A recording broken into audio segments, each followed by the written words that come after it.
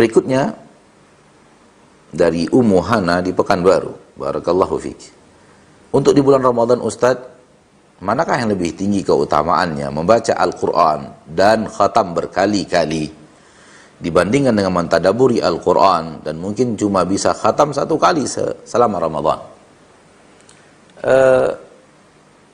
Sesungguhnya kedua-duanya adalah kebaikan dan tidak ada yang keliru dari kedua-duanya.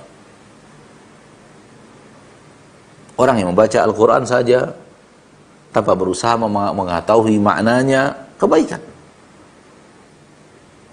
Di dalam Ramadan maksudnya, dalam Ramadan ini baca Quran, baca. Walau dia tidak tahu artinya, itu adalah kebaikan. Demikian juga kebaikan ketika dia baca, kemudian dia berusaha mengetahui maknanya, baca lagi, berusaha mengetahui maknanya.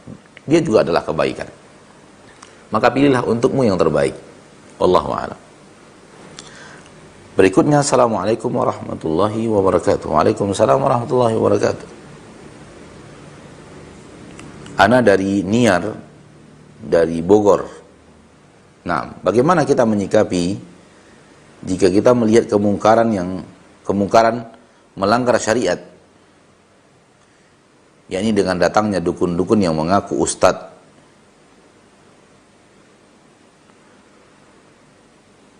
dan sekarang malah saking banyaknya, makin banyak di media sosial, dan sekarang malah banyak ditonton di televisi nasional oleh ibu-ibu kebanyakan. Wallahu ta'ala alam. Ya, soal kemungkaran yang kita lihat, maka Nabi mengajarkan 3 cara untuk mengingkari kemungkaran. Kembali kita kepada apa yang diajarkan Nabi kita tercinta Muhammad sallallahu alaihi wasallam. Cara yang pertama, kalau kita punya kekuasaan, dalam tanda kutip kekuasaan manusiawi, maka lakukan dengan tangan. Artinya rubah langsung. Contoh, saya sebagai seorang suami, saya punya kekuasaan pada istri dan anak-anak di rumah. Maka ketika anak-anak melakukan hal yang salah, langsung dilarang, langsung dirubah pakai tangan, langsung dirubah pakai power kita sebagai seorang ayah, pakai power kita sebagai seorang suami. Ini maksudnya rubah dengan tangan, rubah dengan kekuasaan yang kita miliki, diberikan oleh Allah Tabaraka wa Ta'ala di pundak kita.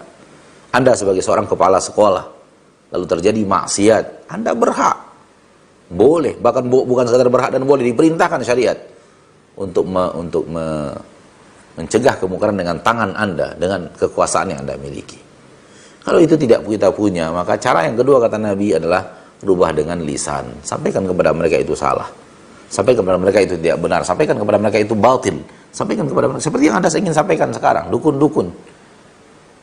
Dukun berjubah menjual jampi-jampi kepada manusia untuk tameng-tameng dan tangkal-tangkal, naudzubillah tsumma naudzubillah min dzalik. Maksiat. Ya. Kita rubah dengan lisan kita. Kalau kita tidak mampu merubahnya dengan tangan kita. Kalau tidak mampu juga dengan lisan, karena juga terancam nyawa dan semacamnya, maka cukup dengan hati. Fabi qalbi. Dan kata para ulama, hati adalah dengan cara membenci pekerjaan tersebut dan meninggalkan mereka yang mengamalkannya.